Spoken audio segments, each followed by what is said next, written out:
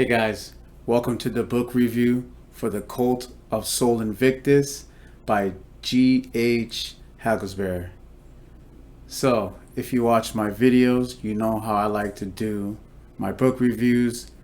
I like to get into the claims of the author, and with this book, claims of the author is going towards paganism, the early worship of the sun worship, during the 1st century going into the 2nd century AD, of course.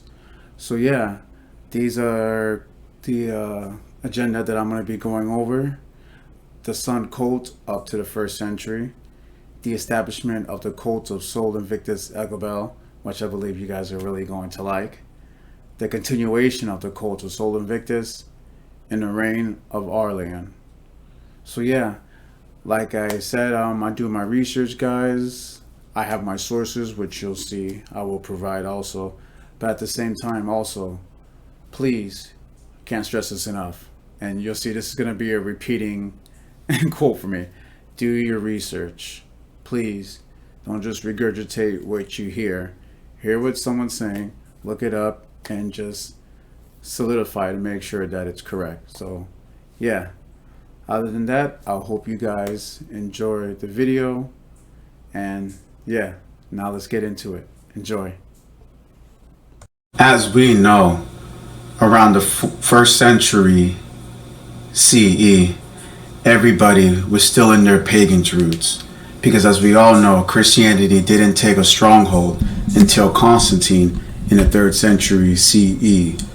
So this time, paganism was flourishing when it comes to certain rites and cults to the Greeks, the Romans, and even to the Egyptians.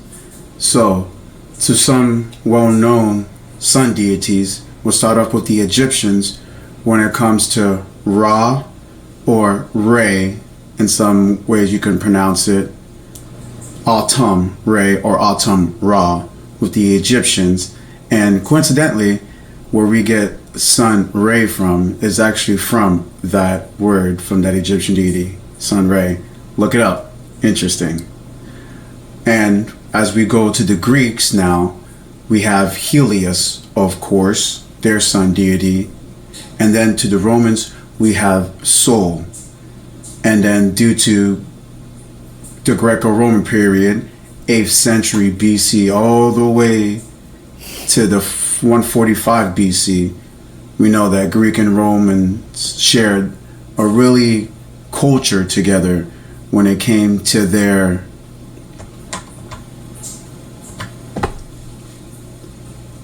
culture and their way of living. And around this time, everybody around this area spoke dialect of Greek, actually, Chionian Greek. It was well written around this time and spoken too. And that is why the New Testament is actually first written in Greek, not in Hebrew, as most scholars and most people think it is. But doing your due diligence and diving into this, you'll see that it was actually written in Greek and then translated into different languages. But as we all know, Hellenization threw a big spike in the Roman Empire when it came to their culture.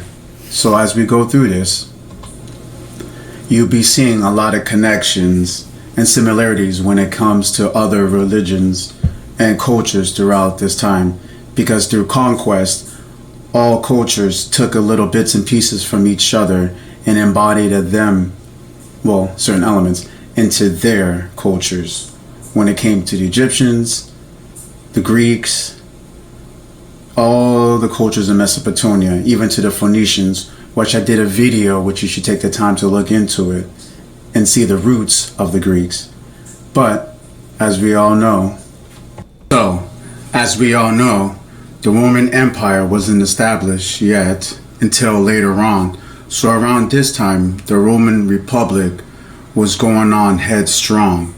And to give you a little bit just of the Roman Republic, was the state of the classical Roman civilization, run through public representations of the Roman people, beginning with the overthrow of the Roman kingdom, traditionally dated to 509 BC and ending in 270 BC. With establishment of the Roman Empire, the Romans' control rapidly expanded during this period, from the city's immediate surroundings to the hegemony over the Mediterranean world. And to give you a little bit more gist, Roman society under the Republic was primarily a cultural mix of Latin, Etruscan society, as well as Saban, Oscan, and of course, Greek, as we already talked upon in the beginning of this about Greek Hellenization around this period. Cultural elements which especially visible in Roman Pantheon. And if you want a little bit more background around this time, I also made a video called Roman Hellenization and the New Testament, which gives you a whole viewpoint of what's going on around this time. And I think you like that video too, so please take a watch of that. So I won't dive too deep really when it comes to this time. I want to go straight into the sun worship and the deities that was around this time. So around this time, there was a bunch of Roman soldiers being dispensed off to conquer other lands. And with this, they brought back different items where it comes to fragments, cloth, increments, statues from other cultures and brought it back to their homeland. So there is also depictions of coins that were actually being traded around this time too. As you'll see here, we'll start off here, deals with coin evidence of imperial connection to the solar cult. Sol is depicted sporadically on imperial coins in the 1st and 2nd centuries AD, then more frequently from Septimus Severus, one general we'll be going over in deep detail down the road, onwards until AD 325 through 326. And again, guys, don't get too confused with the AD and the CE. They actually mean the same thing. CE, current era, and AD, after death. AD was established to the Catholic Church. But yeah, so it says here, Sol Invictus appears on coin legions from AD 261, well before the reign of Aurelian, another general that we'll be going over through this. But look at these coins, guys. Look, depicting everything here. I mean, there's coins going into the reign of Constantine the First, but with the Emperor Lucianus on the head. In the middle one, you see the coin of Probus, CE 280, with Sol Invictus riding a quadriga with the legion Sol Invicta with the 4 horses on his chariot, which we'll be dissecting a little bit more. And on the far, we have Aurelian, which we'll be talking about also, and his high radiant crown on the silver bronze coin struck at Rome, 274 through 275 CE. So as you can see, Sol Invictus and the worship of it was reigning now. His name is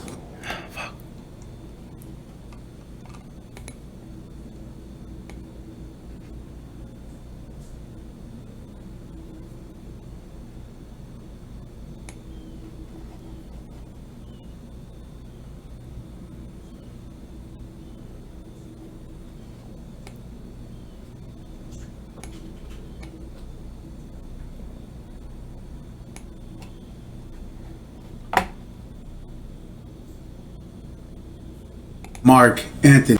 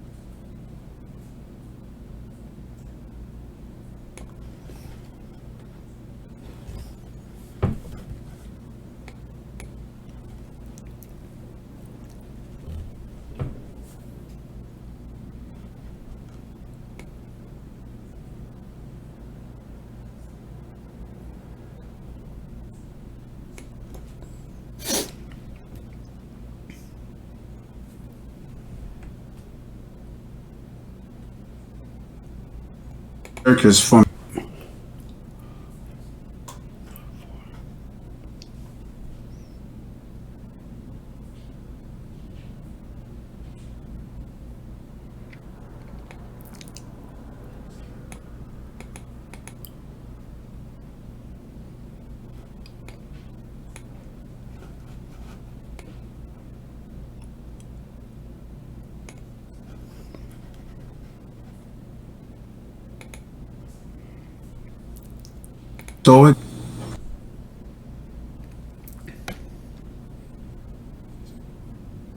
So now, when it comes to the early establishment of Sol Invictus in Rome, we have to go back a little bit and see where Sol Invictus derived from. Of course, I did bring up about Mithra and its connections, about how everybody and the conquerors took things from other nations and induced it into their own culture, whether it be to their fine arts, their ideology, and even their spiritual beliefs, as I'll show you here.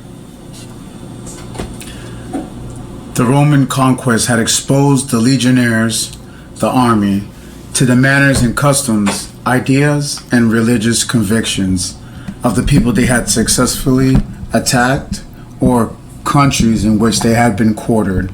Like I said, after they take over an area, they get some of their customs and ideas start to get averted into them. Increasing commerce with the East had intensified traffic, and the merchants who bought or sold at distant markets brought back to Rome not only Eastern products, but also strange religious ideas and dogmas.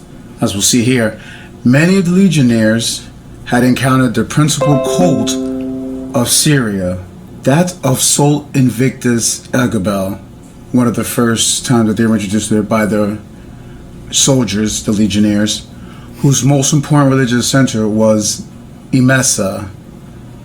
Because the greatest concentration of troops in the east occurred in Syria, and the governor, Legatus Augustus Brotater, Legatus Augustus Brotater is pretty much of a title of the Roman leader that is actually in that area, not only had administrative military authority over Syria, but was also a military commander of the East. And one early event that contributed to all of this was in 64 BC, when it came to Pompeii in the Third Mediatic War, where Syria was placed as a province annexed to the Roman Republic and was used as a base hub for operations.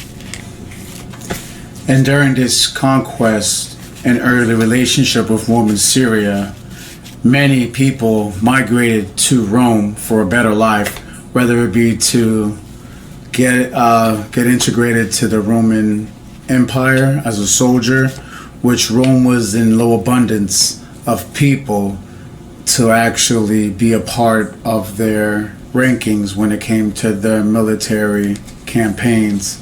So most of it was actually due to volunteers to be introduced into the ranks, as I'll show you here another insert from the book. In the 2nd century, many Syrian immigrants served as domestics in Rome and other parts of Italy. Syrian merchants settled in Rome and other cities of the empire and continued to maintain their faith and religious rites wherever they were in whatever milieu they found themselves. Like I said, many immigrants came during this way into Rome looking for to find a better life, and with that they brought with them their religious faith and their rites with them, integrating it to the Roman culture. Everywhere they organized their national cults as votaries of Sol Invictus Agabel, as I said before, coming from Emesa in Syria, Jupiter Dolcinus or Jupiter Hellespontus, elements from Rome. As you know, they were polytheistic, so they honored many gods, and one of them was Jupiter. In places where the original worshippers of Mithras, another sun cult, that was emerged into Sol Invictus were usually Asiatica of lower station. Workmen, slaves, or colino who had brought from their homeland to the Roman province remained true to their national cults, especially the many who stayed in Dacia and gave rise to the relatively numerous inscriptions found there as dedications to Sol Invictus. And another point I want to show out right here. In addition, many Syrian soldiers enlisted in the Roman army. These soldiers who served for long periods in a strange country did not forget their national deity. So now, we know that Syria and Rome had an early connection in 64 BC with Pompey, and that many Syrian refugees actually were enlisted into the Roman army and brought with them, kept their religious rites and other faith and ceremonies that came with them, including Sol Invictus, as you just seen. But one Roman emperor I want to spend some time on and dive deep on him, his wife, and his lineage is Septimius Severus, which played a pivotal role when it came to Sol Invictus and installing it to its core into Rome. 11 was a Roman born 11 April 145 CE through 4 February 211 CE. Was a Roman emperor from 193 to 211. He was born in Leptis Magna in the Roman province of Africa. Yes, he was actually an African. As a young man, he advanced through the customary succession of offices under the reigns of Marcus Aurelius and Commandos. Severus seized power after the death of the Emperor Pertinax in 193 during the year of the Five Emperors. He proclaimed as Augustus co-emperors his other son Carcilla in 198 and his younger son Geta in 209, both born of his second wife Julia Domna, who we're gonna actually look into and dive deep into. Severus traveled to Britain in 208 CE, strengthening Hadrian's Wall and reoccupying the Antonian Wall. In 209, he invaded Chaldean, modern Scotland, with an army of 50,000 men. But his ambition were cut short when he fell fatally ill of an infectious disease in late 210 CE. He died in early 211 at Ilbecombe, today York, England, and was succeeded by his sons, who were advised by their mother and powerful widow, Julia Domna, thus founding the Seventh Dynasty. It was the last dynasty of the Roman Empire before the crisis of the 3rd century. And as you see here, this is the Seventh Dynasty with Septimius Severus and Julia Domna, his two sons right underneath them, and the extended family that he had. As you see, Julia Domna's father is what we're gonna look into closely also, as he was an Arab high priest. So we'll get into that soon. So now, when it comes to Septimius Severus and the early worship of sun worship in Rome, we have to dive deep into his second wife, Julia Domna, and her father, Julius Basinus of Syria, for he was the high priest of Homs, Emesa, in Syria, as I'll show you all here.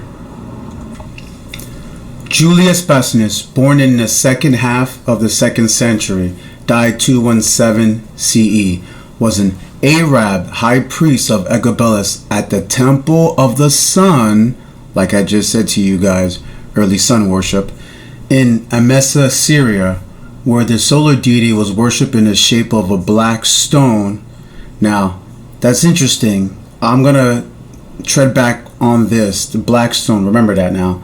The name Agabellus derives from a Semitic word for God, and Gable, an Arabic word of mountain, resulting in the god of the mountain. Remember that also. We're gonna tread back into it. You're gonna find something really interesting with that. The manifestation of the deity, Basilius was a member of the royal family of Emesa, modern Homs in Syria, which was a part of the Arab aristocracy in this client kingdom of the Roman Empire.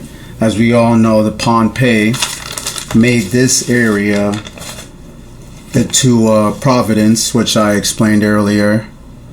The beginning of his priesthood is unknown, but by 187 he was a high priest at Emesa. Basilius was a son of Julius, and his paternal uncle was Julius Aprica, who served as a primiplerus, a former leading centurion. And here's the connection when it comes to Servius. From future Emperor Lucius Septimus Servius had visited Emesa based on a promising horoscope that he would find his future wife in Syria. But what's so interesting is the black stone, like I said I was going to segue back into. The black stone of Agabus in the Emesa Temple of the Sun. So this is what got me thinking here, guys. Black stone, Arab, Israel. What's the only thing that can come into mind? The black stone of Mecca, of course. So it says here, the black stone is a rock set into the eastern corner of the Kaaba, the ancient building in the center of the Grand Mosque in Mecca, Saudi Arabia. It is revered by Muslims as an Islamic relic, which according to Muslim traditions date back to the time of Adam and Eve. The stone was venerated at the Kaaba in pre-Islamic pagan times. Remember, before Christianity came into it, everybody was pagan, as I said earlier. According to Islamic tradition, it was set intact in the Kaaba's wall by the Islamic prophet Muhammad in 605 CE, 5 years before his first revelation. Since then, it has been broken into fragments and is now cemented into a silver frame in the side of the Kaaba. Its physical appearance is that of a fragmented dark rock, polished smooth by the hands of pilgrims. Islamic traditions hold that it fell from heaven as a guide for Adam and Eve to build an altar. So now I found that very interesting after finding the connections with this rock being worshipped as a item for a sun deity. So I looked deeper into that and wanted to look into the history and tradition, and then I found this. The black stone was held in reverence well before Islam. It had long been associated with the Kaaba, which was built in the pre-Islamic period and was a site of pilgrimage of Nabateans, who visited the shrine once a year to perform their pilgrimage. The Kaaba held 360 idols of the Meccan gods, polytheistic of course, everybody was back in the day. The Semitic culture of the Middle East had a tradition of using unusual stones to mark places of worship. So as I highlighted, what does that remind you of? Remember this picture that associated with Julius Basilius, the high priest of Syria in Emesa, a phenomenon which is reflected in the Hebrew Bible as well as the Quran. While bowing, worshiping, and praying to such sacred objects is also described in the Tanakh and idolatrous, and was subject to prophetic rebuke. The meteorite origin theory of the black stone has seen it linked by some writers to the meteorite which was placed in worship in the Greek temple of Artemis. So there goes another connection with the black stone and going all the way back to the Greeks, adapting it to their own culture. That's very interesting, guys. The Kaaba has been associated with fertility rites of Arabia. Some writers remark on the apparent similarity of the black stone and its frame to an external female genitalia. Yeah, I know, guys. A lot of comparison, but let's get into it. However, the silver frame was placed on the black stone to secure the fragments after the original stone was broken.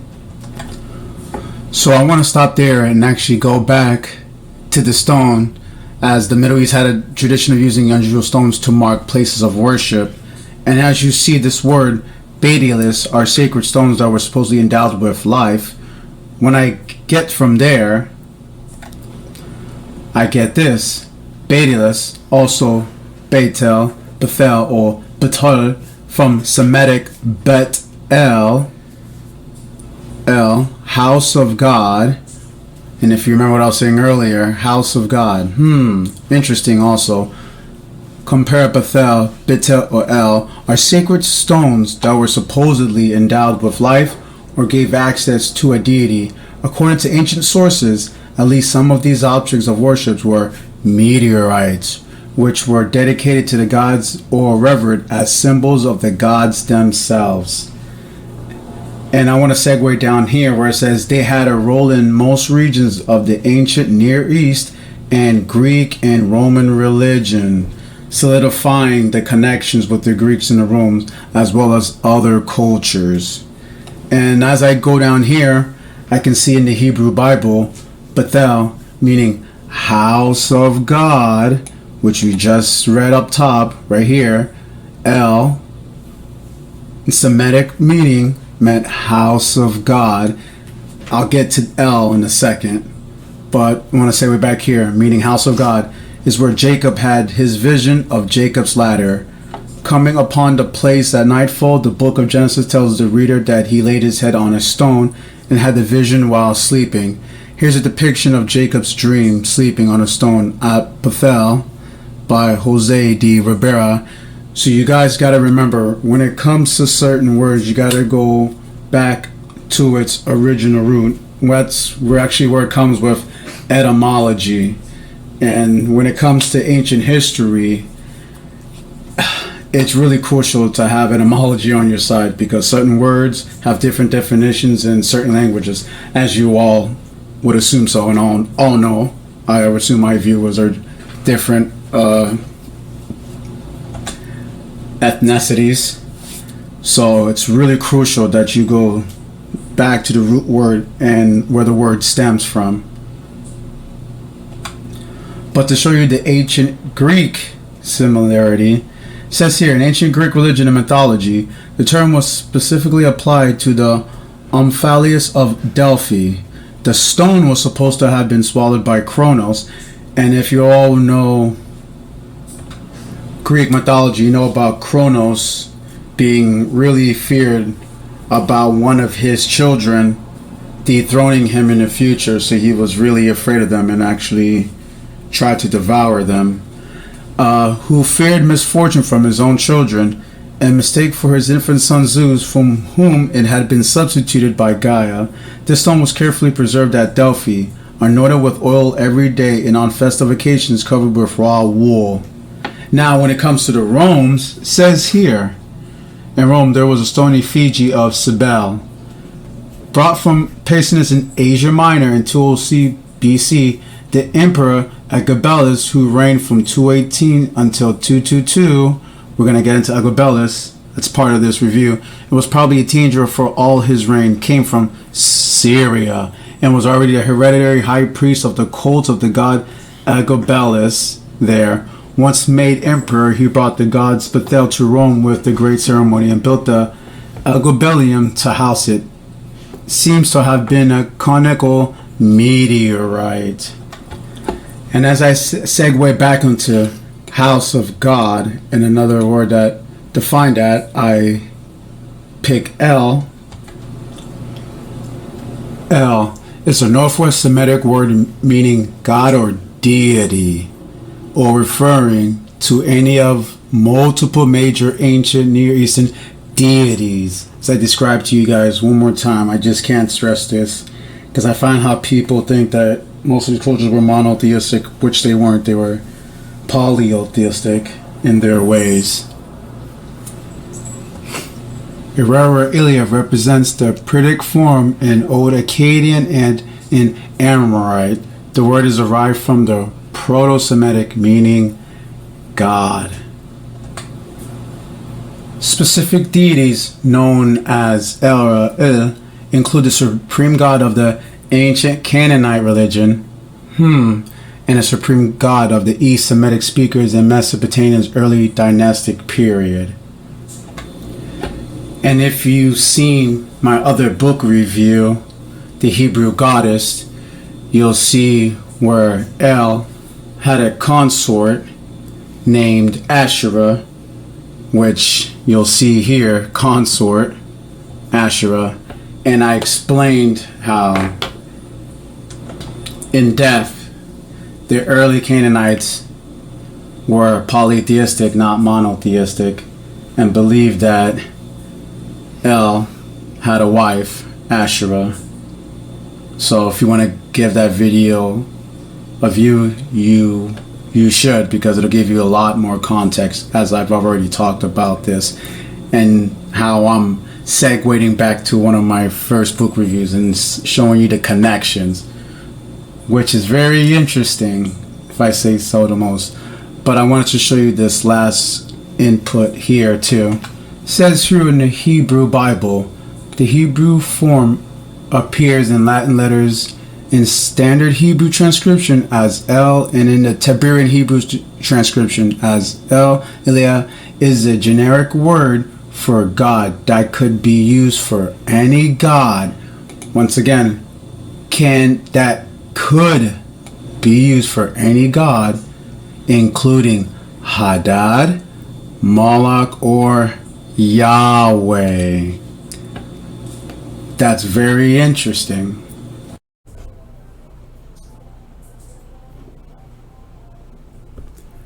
So now, after what I just showed you, let's take a step back now. I mean, I just showed you the connection with the black stone being an item worship for a sun deity, and the connections where it comes to the black stone in Mecca with the Hebrew Bible, and that the black stone was used as the Islamic relic. So what is all this? Like, I tell people, you have to do critical thinking. When you find some breadcrumbs and you see connections, you gotta put it together. That's why you have to research all these cultures around this time in antiquity, to the Romans, to the Greeks, to the Persians, to the Egyptians, and then how we see the house of God transforms into El when it comes to the Semitic languages, with the connections with the Phoenicians. It's just like mind-boggling. It's just like, what is this? Like, do any of the Islamic people that go with the faith know that their black stone that they, now I want to say worship, but use it as a religious relic, stems from a sun deity? Like, do they know this? I mean, like, it's right there. That's what I say. You gotta do the research, people. I can't make this up. Like, I feel like sometimes people just go at a certain range, stop there, but they won't go fully into it. Whether it comes to their bias or not wanting to see the opposite of their ideals. But like I said, this is just crazy.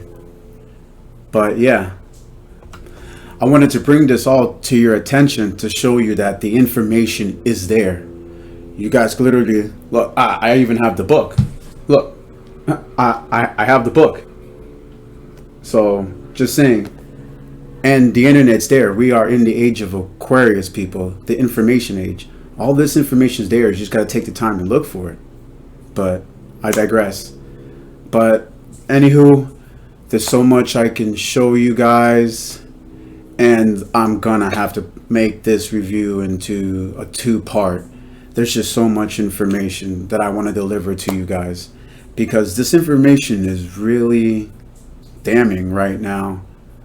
That all this information stems to roots were all the way back to paganism, and that it's stemming to this day that they're still doing the same thing. And but hey, anywho, thank you guys again for taking the time to watch this video. Part 2 will be coming up soon.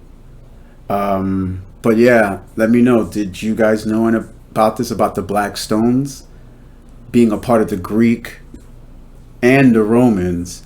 It's all the way back to the Phoenicians being a part of their pantheon. But anywho, thank you for watching the channel, and part 2 is on the way.